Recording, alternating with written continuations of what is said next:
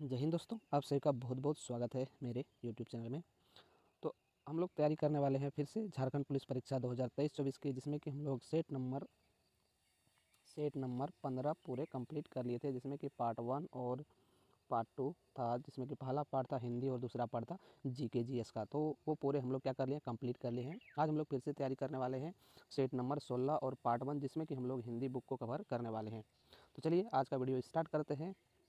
तो जो भी फ्रेंड्स इस वीडियो को देख रहे हैं, वीडियो को लाइक और अपने दोस्तों के पास शेयर जरूर कर दीजिएगा, और इस चैनल पे पहली बार आए तो चैनल को सब्सक्राइब भी जरूर कर दीजिएगा, क्योंकि आपके एक सब्सक्राइब और एक लाइक से मुझे बहुत ज़्यादा मोटिवेशन मिलता है। और जितना भी क्वेश्चन बता रहे हैं वो झारखंड पुलिस के लिए मोस्ट इंपॉर्टेंट क्वेश्चन है, और सारे क्वेश्चन ही बहुत ही महत्वपूर्ण है एग्जाम से रिलेटेड। तो चलिए आज का पहला क्वेश्चन देखते हैं। क्वेश्चन नंबर 1, उच्चारण की दृष्टि से वह कवर के सभी वर्ण क्या कहलाते हैं? उच्चारण की दृष्टि से कवर के सभी वर्ण क्या कहलाते हैं? तो इसका राइट आंसर हो जाएगा ऑप्शन नंबर बी। क्या कहलाते हैं? कंठेय कहलाते हैं। क्या कहलाते हैं? कंठेय कहलाते हैं। तो इस चीज़ को जरूर से ध्यान रखिएगा। अगला प्रश्न देखते हैं, क्वेश्चन नंबर 2, हिंदी की विशिष्ट बोली ब्रजभाषा किस रूप में सबसे अधिक प्रसिद्ध है? सबसे अधिक प्रसिद्ध है। तो इसका राइट आंसर हो जाएगा ऑप्शन नंबर डी, काव्य भाषा में। किस में है? काव्य भाषा में प्रसिद्ध है। अगला प्रश्न देखते हैं, क्वेश्चन नंबर 3, गमन शब्द को विपरीतार्थक बनाने के लिए आप किस उपसर्ग का प्रत्यय करेंगे? आप किस उपसर्ग का प्रयोग करेंगे? तो इसका राइट आंसर हो जाएगा option number B. Option number B. कौन सा प्रत्यय का उपयोग करना पड़ेगा? तो अ और नहीं आ प्रत्यय का उपयोग करना पड़ेगा। ठीक है। अगला प्रश्न देखते हैं, क्वेश्चन नंबर 4, सरीखा शब्द में विशेषण है। सरीखा शब्द में विशेषण है तो गुणवाचक विशेषण है। कौन सा है? गुणवाचक विशेषण। Option number B right answer हो जाएगा इसका। अगला प्रश्न देखते हैं, क्वेश्चन नंबर 5, राम धीरे धीरे पढ़ता है। इस वाक्य में धीरे धीरे शब्द क्या है? इस वाक्य में धीरे धीरे शब्द क्या है? तो वो क्या है? क्रिया विशेषण शब्द है। क्या है? क्रिया विशेषण शब्द है। ऑप्शन नंबर डी इसका सही आंसर हो जाएगा। ऑप्शन नंबर डी सही आंसर। अगला प्रश्न देखते हैं, क्वेश्चन नंबर 6, सौर मंडल का बहुवचन रूप है। सौर मंडल का बहुवचन रूप है तो इसका सौर मंडल का सौर मंडल ही होता है। इसका राइट आंसर हो जाएगा ऑप्शन नंबर डी। क्या होता है? सौर मंडल का सौर मंडल ही होता है। ठीक है। इसका राइट आंसर हो जाएगा ऑप्शन नंबर डी हो जाएगा। अगला प्रश्न देखते हैं, क्वेश्चन नंबर 7, निम्न में स्त्रीलिंग शब्द कौन सा है? निम्न में स्त्रीलिंग शब्द कौन सा है? तो इसमें स्त्रीलिंग शब्द कौन सा है? गरिमा है। क्या है? गरिमा। ऑप्शन नंबर बी इसका राइट आंसर हो जाएगा। गरिमा शब्द जो है वो क्या है? स्त्रीलिंग शब्द है। दुख, लेख और स्पर्श ये क्या है? मेरा पुल्लिंग शब्द है। सिर्फ गरिमा शब्द ही जो है क्या है? वो स्त्रीलिंग शब्द है। इस चीज़ को ध्यान में रखिएगा। अगला प्रश्न देखते हैं, क्वेश्चन नंबर 8, निम्नलिखित में से किस शब्द में तद्भव तथित प्रत्यय का प्रयोग हुआ है? तथित प्रत्यय का प्रयोग हुआ है। इसका राइट आंसर हो जाएगा option number A. Option number A किस में हुआ है? तो वार्षिक में हुआ है। किस में हुआ है? वार्षिक में हुआ है। अगला प्रश्न देखते हैं, क्वेश्चन नंबर 9, निम्नलिखित में से कौन सा काल का भेद नहीं है? निम्नलिखित में से कौन सा काल का भेद नहीं है? तो जैसे कि कोई काल है तो वो मेरा वर्तमान काल है, भविष्य काल है, भूतकाल है, लेकिन मेरा आदि काल नहीं है। क्या है? आदि काल नहीं है। तो इसका राइट आंसर हो जाएगा ऑप्शन नंबर ए, आदि काल। अगला प्रश्न देखते हैं, क्वेश्चन नंबर 10, कौन सा शब्द तत्सम नहीं है? कौन सा शब्द तत्सम नहीं है? तो इसका पाहुन। पाहुन जो मेरा क्या है? ऑप्शन नंबर सी इसका राइट आंसर हो जाएगा। पाहुन शब्द तत्सम शब्द नहीं है। पावर्स है, पायान है, पिटक है, लेकिन पाहुन मेरा नहीं है। अगला प्रश्न देखते हैं, क्वेश्चन नंबर 11, कपिथ्य का तद्भव शब्द है। कपिथ्य का तद्भव शब्द है तो क्या हो जाएगा? केया। क्या हो जाएगा? केया शब्द जो है मेरा क्या है? कफित का तद्भव शब्द है। ऑप्शन नंबर 20 का राइट आंसर हो जाएगा। ठीक है। अगला प्रश्न देखते हैं, क्वेश्चन नंबर 12, मेरा वह मित्र जिसका नाम सूर्य प्रकाश है उदार और सरल व्यक्ति है। उदार और सरल व्यक्ति है तो इसमें वाक्य क्या है? ठीक है। इसमें क्या पूछ रहा है? वाक्य क्या है? तो मीर वाक्य है। कौन सा वाक्य है? मीर वाक्य। Option number C. क्या है? ऑप्शन नंबर सी मीर वाक्य में है। ठीक है। अगला प्रश्न देखते हैं, क्वेश्चन नंबर 13, शुद्ध वर्तनी वाला शब्द है। शुद्ध वर्तनी वाला शब्द है। शुद्ध वर्तनी वाला शब्द है तो क्या है? प्रतिद्वंदिता। क्या हो जाएगा? प्रतिद्वंदिता। ये हो जाएगा उसका right answer option number D, प्रतिद्वंदिता। अगला प्रश्न देखते हैं, क्वेश्चन नंबर 14, निम्नलिखित में से शुद्ध वाक्य है। निम्नलिखित में से शुद्ध वाक्य है तो यह कविता अनेक भाव प्रकट करती है। यह कविता अनेक भाव प्रकट करती है। ऑप्शन नंबर सी इसका राइट आंसर हो जाएगा। यही मेरा क्या है? शुद्ध वाक्य है। और कोई भी हम तो अवश्य ही आएंगे, ये शुद्ध वाक्य नहीं है, तब शायद यह काम जरूर हो जाएगा, ये भी शुद्ध वाक्य नहीं है। और इस बात के कहने में किसी को संकोच ना होगा, ये भी शुद्ध वाक्य नहीं है। अगला प्रश्न देखते हैं, क्वेश्चन नंबर 15। निकटवर्ती दो वर्णों के मेल से जो विकार उत्पन्न होता है उसे क्या कहते हैं?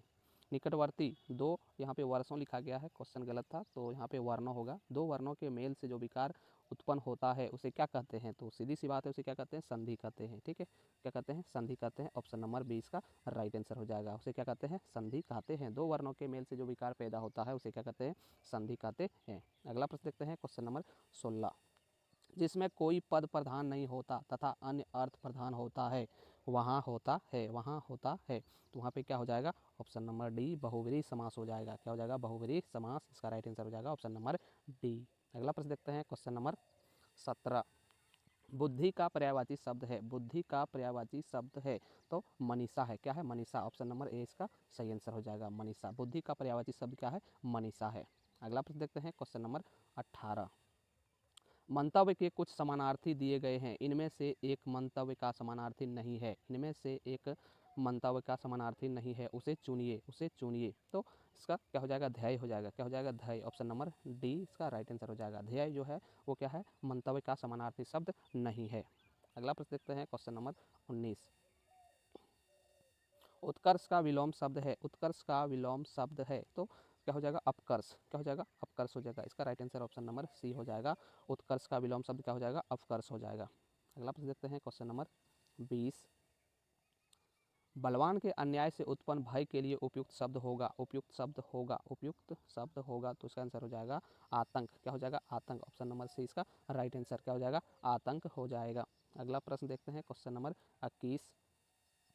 क्वेश्चन नंबर 21 की ओर बढ़ने से पहले जो भी फ्रेंड्स इस वीडियो को देख रहे हैं, वीडियो को लाइक और अपने दोस्त के पास शेयर जरूर कर दीजिएगा, और इस चैनल पे पहली बार आए तो चैनल को सब्सक्राइब भी जरूर कर लीजिएगा, क्योंकि आपके एक सब्सक्राइब और एक लाइक से मुझे बहुत ज़्यादा मोटिवेशन मिलता है और अच्छे से अच्छे कंटेंट आप लोगों तक पहुँचाने में हमें और भी अच्छा लगता है। तो चलिए देखते हैं क्वेश्चन नंबर 21, और हाँ, वीडियो को लास्ट तक जरूर देखिएगा। तो चलिए क्वेश्चन नंबर 21 देखते हैं। लाख डाकू को डैश कराने में जनता ने सहयोग दिया, लाख डाकू को डैश कराने में जनता ने सहयोग दिया, यानी कि इसका क्या हो जाएगा? गिरफ्तार कराने में। Option number D right answer हो जाएगा। गिरफ्तार कराने में क्या किया? सहयोग दिया। अगला प्रश्न देखते हैं, क्वेश्चन नंबर 22। जूतम पेजार मुहावरे का अर्थ है, जूतम पेजार मुहावरे का अर्थ है लड़ाई झगड़ा होना, लड़ाई झगड़ा होना। ऑप्शन नंबर ए इसका राइट आंसर हो जाएगा। अगला प्रश्न देखते हैं, क्वेश्चन नंबर 23। धोबी का कुत्ता न घर का न घाट का, लोकोक्ति का अर्थ है, धोबी का कुत्ता न घर का न घाट का, लोकोक्ति का अर्थ है कहीं ठोर ठिकाना ना होना, कहीं ठोर ठिकाना ना होना। ऑप्शन नंबर डी इसका सही आंसर हो जाएगा। अगला प्रश्न देखते हैं, क्वेश्चन नंबर 24। मुंडोल का अर्थ क्या है? मुंडोल का अर्थ क्या है? तो इसका अर्थ हो जाता है भीतर। क्या हो जाता है? भीतर। ऑप्शन नंबर सी इसका सही आंसर हो जाएगा। ऑप्शन नंबर सी क्या हो जाएगा? इसका सही आंसर हो जाएगा। मुंडोल का अर्थ क्या होता है? तो भीतर होता है। अगला प्रश्न देखते हैं, क्वेश्चन नंबर 25। लोगों ने उसे मार मार कर अधमरा किया, में रेखांकित शब्द है, में रेखांकित शब्द है तो कौन सा शब्द है? अव्ययी शब्द है। कौन सा शब्द है? अव्ययी। ऑप्शन नंबर सी इसका राइट आंसर हो जाएगा, अव्ययी शब्द है। अगला प्रश्न देखते हैं, क्वेश्चन नंबर 26। मालगाड़ी शब्द का समास विग्रह है, मालगाड़ी शब्द का समास विग्रह है तो माल के लिए गाड़ी। क्या हो जाएगा? माल के लिए गाड़ी। ऑप्शन नंबर सी इसका राइट आंसर हो जाएगा, माल के लिए गाड़ी। अगला प्रश्न देखते हैं, क्वेश्चन नंबर 27।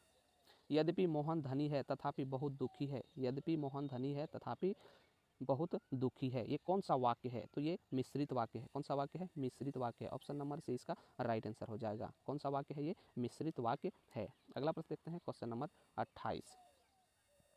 किस भाव की परिपक्व अवस्था को रस कहा जाता है? किस भाव की परिपक्व अवस्था को रस कहा जाता है? तो इसका अस्थाई भाव को किसे कहा जाता है? अस्थाई भाव को। ऑप्शन नंबर डी इसका राइट आंसर हो जाएगा। अस्थाई भाव को क्या कहा जाता है?